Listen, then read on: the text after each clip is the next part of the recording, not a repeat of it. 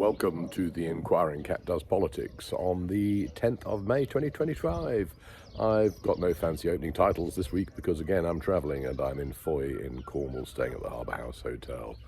And this is all very pleasant and easy to forget about the cares of the world when you're here. Well, Keir Starmer has announced his trade deal with Donald Trump yesterday, and I would like to congratulate him because the big picture is that by doing a deal, he has probably saved our luxury brand car makers, which I have a particular sympathy with and empathy for, and he has also saved the steel industry. And this is great news, and we should be thankful for it. However, it ain't as much of a victory as it appears, because of course there's a ceiling of 100,000 cars on the 10% tariff. Last year we sold 101,000 cars to America. So anything over 100,000 cars, and they have to pay an extra 27.5% of tariff, which is a nightmare. So when the Labour Party says it's going for growth, I don't see any growth in that. That's a bit of a shrinkage. But overall, it's still a good deal, best that we could probably get at this time. Whether or not it's the foundation for doing something else, I don't know. Trump said, I had no idea how big your country was and how much trade you did with us. Yeah, well, that just shows how ignorant he is. And it's rather like when he says that Canada does hardly anything with America, and in fact they do over 389, I think it is 384, something like that, $1 billion worth of imports to Canada from America. They're a major trading partner, but Trump doesn't seem to recognize that. Idiot. So, sorry about this. I'm trying to find a better angle.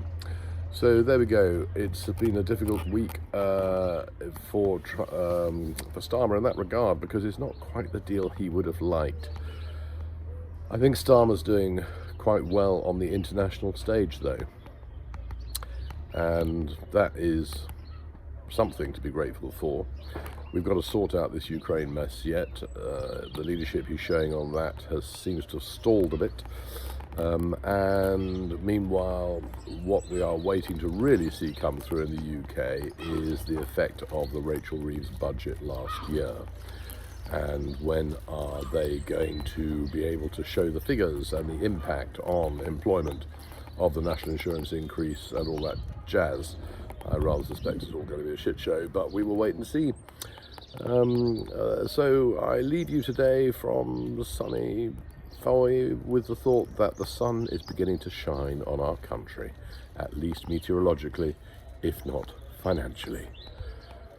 Reform, by the way, I think are just going to be a waste of time in the long term, because if they do get to power, it's all performative politics. From what I can see, I don't think they will have a clue how to run the country if it comes to that.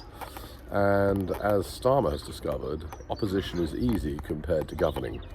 And our friend Farage may say he has all the solutions. I rather think he's got very few solutions to anything at all. Trump is opening Alcatraz. Maybe Farage would want to send some of his prisoners from England to Alcatraz. Of course, this is more performative politics for a populist base. It is 3 times more expensive to house a prisoner on Alcatraz than it is in a conventional prison because of its location, let alone the extraordinary cost of rebuilding and refurbishing the whole place, because it's just a tourist attraction at the moment and unfit to accommodate anybody. So they're going to lose the tourist revenue, they're going to gain the costs of rebuilding it and then running it. It's just an absolute nonsense. And of course, Trump is still determined to spend nearly $100 million on a military parade, which conveniently falls on his birthday. Where do you go with this rubbish? And it is estimated that so far his golfing trips, he criticised Obama heavily for golfing trips, so far roughly $30 million has been spent at his golfing clubs, like Mar-a-Lago, defending the president because he plays so much golf.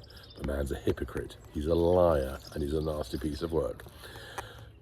Clint Eastwood has issued a statement saying people who call Trump stupid overlook the fact that he has had some significant successes in his life.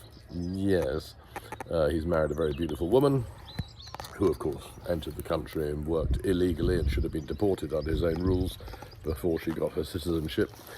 But never mind, Mr. Eastwood has given a different perspective on how marvellous Trump is. But he's overlooking the corruption and the attitude and the chaos. I don't know when the chaos will end. It'll only end when Trump ends, I rather suspect. I will see you next week. Meanwhile, I'm off to a classic car weekend. How lovely. Bye-bye for now.